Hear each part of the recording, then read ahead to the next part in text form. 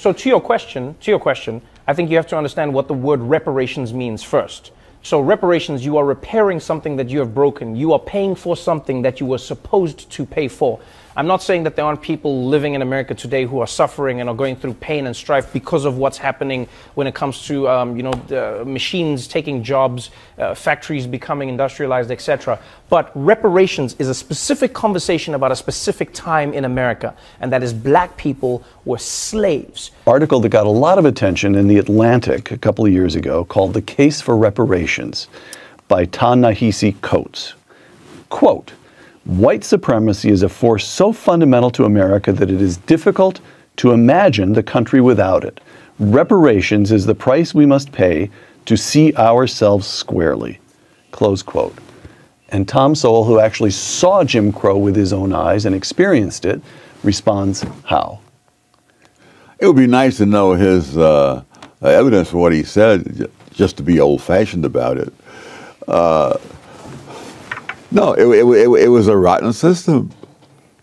But I don't know how we get from that to reparations. I mean, what we see in the United States in terms of the bad things, you see all around the world. If you were to give reparations to everyone whose ancestors had been slaves, I suspect that you would have to give reparations to more than half the entire population of the globe. Slavery was not confined to one set of races. I suspect that most of the people who were either slaves or slave owners around the world were neither white nor black. I mean, this was a universal curse of the human species. Africa, the Middle East, Asia, slavery took place everywhere. And it continued elsewhere long after it was abolished in the Western countries. Right. You know what I mean? I've even heard people say like, oh, but there were some of the Irish who were indentured. Like, yeah, slavery. Look at the numbers, look at the time, look at the level of work. You could not work toward your freedom. For most black people in America, this was a time when you lived and died as a slave. And so that's what reparations is about. The other thing, I have a slight sidebar in there on the history of slavery. Mm-hmm. The history of slavery existed all over the world for thousands of years among all sorts of people, as far back as the history of the human species goes. It's one of many evils that the left tries to localize, when in fact it is a universal evil. But more than that, as much as slavery is repudiated around the world today, prior to the 18th century, I know of no serious effort to abolish the institution anywhere. Anywhere. Anywhere. Not in Africa, not in the Arabian world. Not in Africa in the 21st century. Mm. Adam Smith wrote in 1776 that the only place in the world where slavery had been abolished completely was Western Europe. And so this was as late as the year this country was founded. Yes. And so the idea that this is something that the United States had that nobody else had, or the other countries that didn't have, it's been estimated that there are more slaves in India than in the entire Western Hemisphere. Mm. And that's before and after Columbus got here. In the intricate tapestry of societal discourse, few threads are as deeply woven and emotionally charged as the examination of historical injustices and their enduring impact on the present. The debate surrounding slavery and the contentious issue of reparations stands as a stark reminder of the unfinished business of history, demanding a level of intellectual rigor and moral clarity that can often be elusive. Amidst the cacophony of voices contributing to this critical conversation, the insights of the distinguished economist and social theorist Thomas Sowell resonate with a unique blend of historical grounding, analytical precision, and an unwavering commitment to intellectual honesty. His perspectives, often challenging deeply entrenched narratives, compel a profound reevaluation of the complexities inherent in these sensitive and multifaceted topics. A recent dialogue, reportedly featuring Sowell's incisive analysis of slavery and reparations, promises to be a truly compelling exploration of these vital issues. Prepare to embark on an intellectual journey that will challenge your preconceived notions and broaden your understanding of the intricate relationship between the past and the present. Thomas Sowell's approach to the discourse surrounding slavery and reparations is not one that seeks to affirm existing beliefs, but rather to subject them to the crucible of rigorous historical analysis and logical scrutiny. His arguments, often delivered with characteristic clarity and underpinned by a deep reservoir of historical knowledge, invite us to move beyond simplistic pronouncements and engage with the nuanced realities that shape these complex issues. This is an opportunity to witness intellectual fortitude in action. The debate concerning reparations for slavery transcends the realm of mere academic discussion. It delves into the very core of our understanding of justice, accountability, and the enduring legacies of historical oppression. So I hear what you're saying, but I think that's a completely separate conversation that needs to be had about the now. Because if you are not careful, what you then do is you combine everybody's suffering into the same bowl and you make it seem like all injustices have the same weighting, and they don't. It's just like crimes. You know, theft isn't the same as murder. We don't try them the same way. And as much as there is a white person who's suffering today, I feel for anybody who's suffering, because I know what it's like to be poor. I know what it's like to suffer. I didn't come from a wealthy family. We struggled when I was growing up. But I also understand that there are levels of that suffering, you know? And so sometimes white people, it does block a white person, because you go, white privilege, and a person goes, I'm poor and I'm white. Where's the privilege? You know, white people are like, I wish I could activate my white privilege. I wish I could do it right now. White privilege! Give me something. I get that. I get that. Trust me, I get it. It is hard to accept that you have benefits because of the color of your skin if you cannot see the benefits that you have. The book that I'm writing now, I discovered this is true not only in the United States, it's true in England, and the situation is wholly different. And yet if you read the data, for example, from London, the educational tests and so forth, you see that there, immigrants from Africa pass this test they have. I'm talking about low-income people now. Nearly 60% of the time. Blacks from Caribbean, like 50%, so on. Native-born whites in the same low-income bracket pass this test 30% of the time. And it's the same thing. The foreign people come in, they haven't had generations of being steeped in the welfare state vision, the vision of grievances, victimology, and resentments, the idea that there are enemies out there dedicated to keeping you down. That's the message that's been pumped into the head of the white lower class in Britain, and that's the image that's been pumped into the black low-income people in the United States, and the results are the same in both cases. But the thing I try to explain to a person is, think of it more like golf. Don't think of it as privilege, then think of it like a handicap, right? In golf, they acknowledge that you are in a position where you need so many advantages to be competitive in the game. Is that we ought not to be doing this? You know, there are various laws and policies that benefit one group at the expense of another. But I think affirmative action has the distinction of being one that it harms everybody, though in different ways.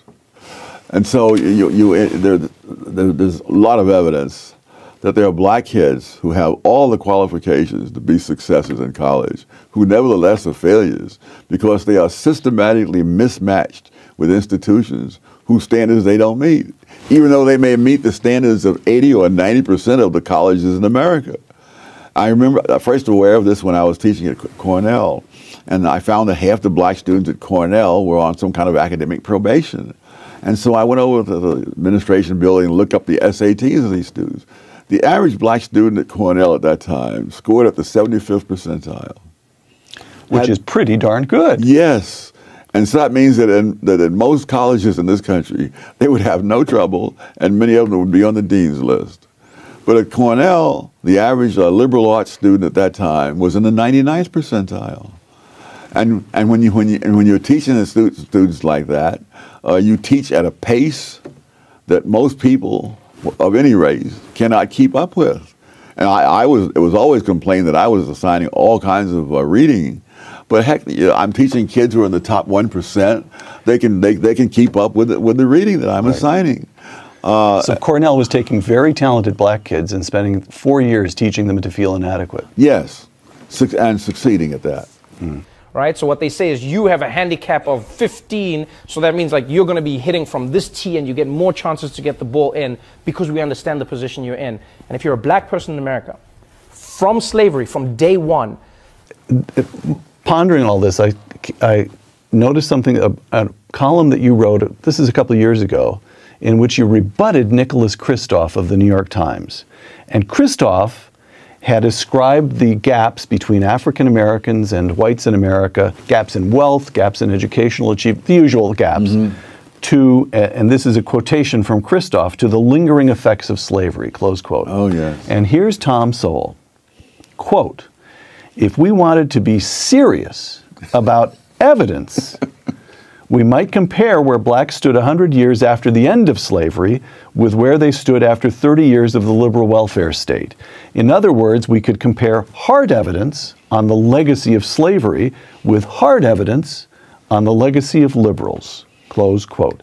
And the number of injustices that have held black people back in America amount to an insurmountable, like you look at black people's freedom, you look at black people's land, just land alone.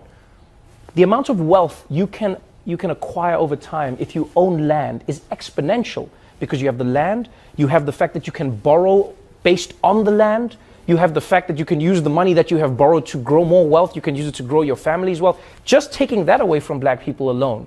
right, right. And also, if you think you've been done, if you think you've been wronged, your recourse might also be more likely to politics, to try to redress this whole redistribution, Yes. Oh, yes. rather than hit the books, acquire the skills, get the job. But the other thing too, one of the my favorite statistic in there is that the poverty rate among blacks as a whole is 22%.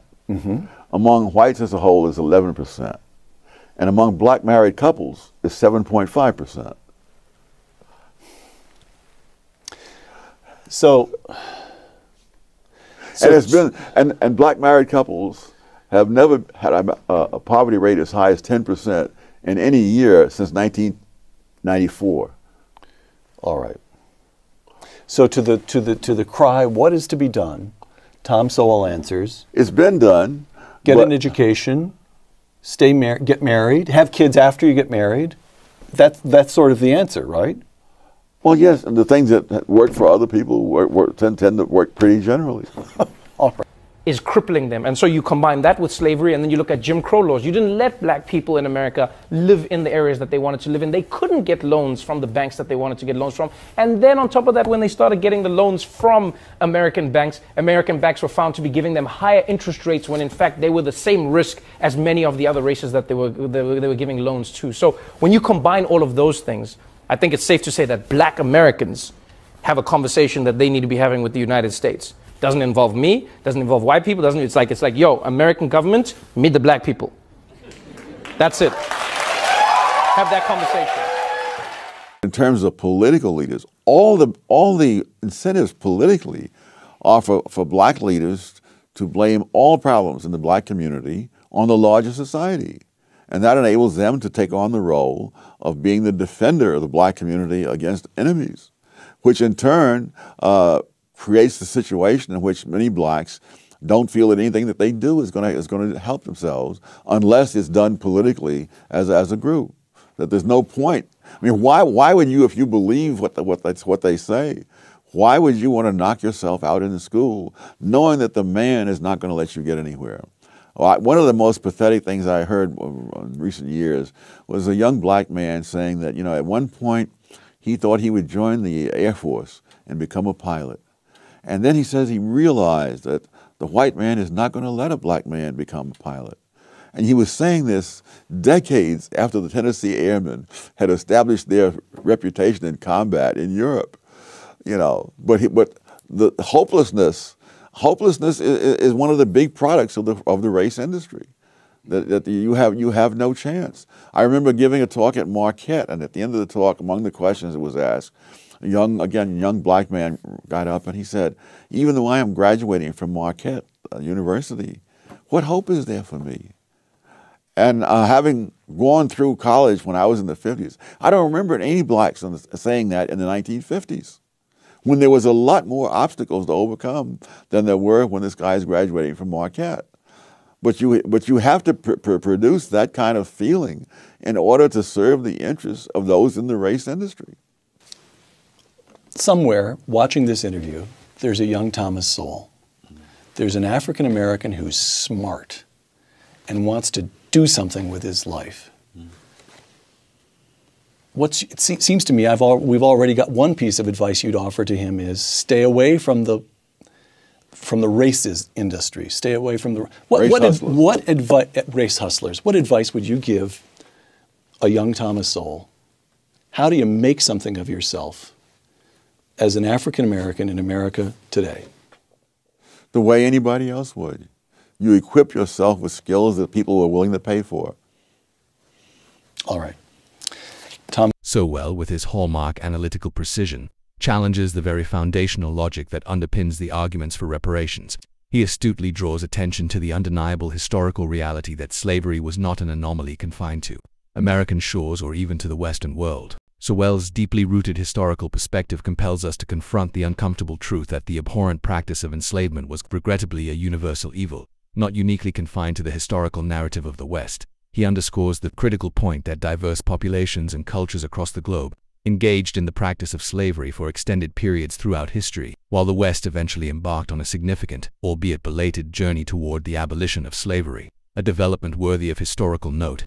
The practice unfortunately persisted in many other regions of the world long after its formal dismantling in Western societies. This broader historical context, according to Sowell's analytical framework, necessitates a more nuanced and comprehensive understanding of the issue, moving beyond a singular and potentially limited focus on the American experience and the specific role attributed to white supremacy within that context. In the same discussion, Trevor Noah offers a contrasting yet equally important perspective by astutely differentiating between various forms of human suffering, emphasizing the critical importance of acknowledging the unique nuances and specificities of individual injustices. He also delves into the often complex and sometimes contentious concept of white privilege, acknowledging the very real challenges that white individuals may encounter in recognizing their own privilege amidst the backdrop of their own personal struggles and hardships. At the heart of the reparations debate, as Sowell reportedly articulates it, lies the fundamental definition and understanding of what reparations truly signify. It is not merely a matter of addressing general socioeconomic disparities that may exist within a society, but rather a specific endeavor to rectify direct harm demonstrably linked to the historical institution of slavery within the United States. This juxtaposition of perspectives serves to highlight the inherent complexity of the issue at hand, with Sowell focusing primarily on the broader historical context and global dimensions of slavery, while Noah emphasizes the differentiated experiences of suffering and the nuanced understanding of privilege within a specific societal framework. Sowell's analytical lens extends beyond the immediate issues of slavery and reparations to encompass a broader examination of societal perceptions and their consequential impact on academic success, particularly within marginalized communities. He posits that individuals from low-income backgrounds, irrespective of their racial identity, often encounter remarkably similar societal messages that can perhaps unintentionally cultivate a mentality of victimization. Furthermore, Sowell raises pertinent concerns regarding the potential unintended negative consequences of affirmative action policies,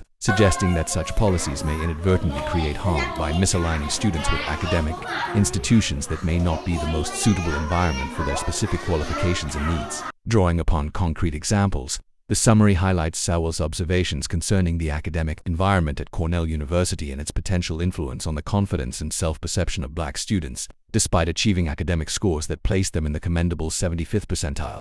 These students are often evaluated and compared against their peers who score in the exceptionally high 99th percentile, thereby creating a highly competitive and potentially discouraging academic atmosphere. Sowell critically examines the prevailing notion that disparities in academic achievement can be solely and directly attributed to the enduring legacy of slavery, advocating instead for a more comprehensive and nuanced understanding of the multitude of multifaceted factors that contribute to academic outcomes. In a particularly thought-provoking comparative analysis, Sowell reportedly examines the relative impact of the historical institution of slavery and the contemporary welfare state on the trajectory of black Americans, while unequivocally acknowledging the profound and enduring injustices that black people in America have faced and continue to confront, emphasizing the long-term detrimental consequences of historical dispossession of land and wealth. Sowell also presents compelling statistical data indicating notably lower poverty rates among black married couples. This empirical observation leads him to underscore the significant importance of education and the establishment of stable family structures as potential pathways toward meaningful socioeconomic advancement within the Black community. Sowell also delves into the complex issue of hopelessness that can sometimes be observed within the Black community, attributing a portion of this sentiment to what he critically refers to as the race industry. He recounts a poignant anecdote involving a young Black man who expressed significant doubt regarding his aspirations of becoming a pilot due to perceived racial barriers. Despite the well-documented historical achievements of numerous Black aviators, Sowell argues that this pervasive sense of hopelessness is often inadvertently or intentionally exploited by the race industry, contrasting this contemporary outlook with a greater sense of optimism and possibility that he reportedly observed within the Black community in earlier periods. In conclusion, the insights attributed to the astute Thomas Sowell offer a compelling and often intellectually challenging perspective on the intricate and emotionally charged issues of slavery and reparations. By meticulously highlighting the global historical prevalence of slavery, critically questioning the singular focus on white supremacy as the sole foundational element in the American context, and carefully examining the potential unintended negative consequences of certain well-intentioned policies, Sowell invites a deeper and more critical engagement with these profoundly sensitive topics. His emphasis on the significance of individual agency, the pivotal role of education and stable family structures, and his critical assessment of the race industry offer alternative and often underrepresented perspectives on effectively addressing the enduring legacies of historical injustice. Ultimately, Sowell's significant contribution to this vital and ongoing debate serves as a powerful and timely reminder of the enduring need for intellectual honesty, unwavering historical accuracy, and a collective willingness to confront uncomfortable truths in our continuous pursuit of a more just and equitable society for all.